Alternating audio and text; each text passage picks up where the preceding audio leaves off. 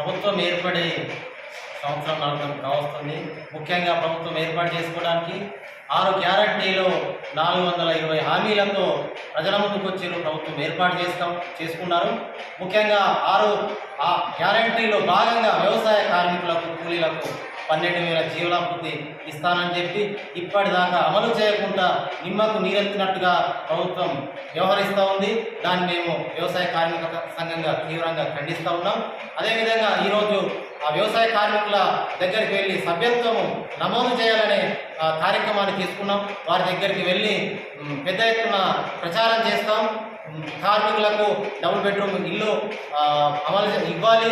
అదేవిధంగా 12,000 జీవనాభివృద్ధి ఇవ్వాలి. వారికి పిఎఫ్ సౌకర్యం కల్పించాలి. ప్రభుత్వ భద్రత కల్పించాలి.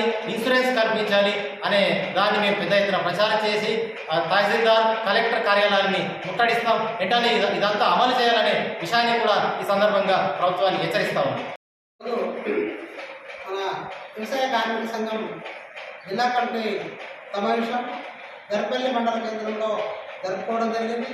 దీని విషయాలు ఏంటంటే ఈరోజు సభ్యత్వం మే నెల పూర్తి కూడా సభ్యత్వం చేయాలి. ఉపాధి కూలీల దగ్గరికి పని దగ్గరికి వెళ్ళి వాళ్ళ యొక్క సమస్యలను పరిష్కరించడానికి కోసం వెళ్ళాలి. అట్లాగే గ్రామీణ ప్రాంతాల్లో దాదాపు 70-80% కూలీల మీద ఆధారపడి ఉన్నారు. కాబట్టి ఈ మధ్య కాలంలో మేము వ్యవసాయ కార్మిక సంఘం తరఫున రాష్ట్ర వ్యాప్తంగా, తెలంగాణ రాష్ట్ర వ్యాప్తంగా కూడా పెద్ద ఎత్తున ఆందోళన చేసినాం. కలెక్టర్ల కార్యాలయాన్ని ముట్టడించాం.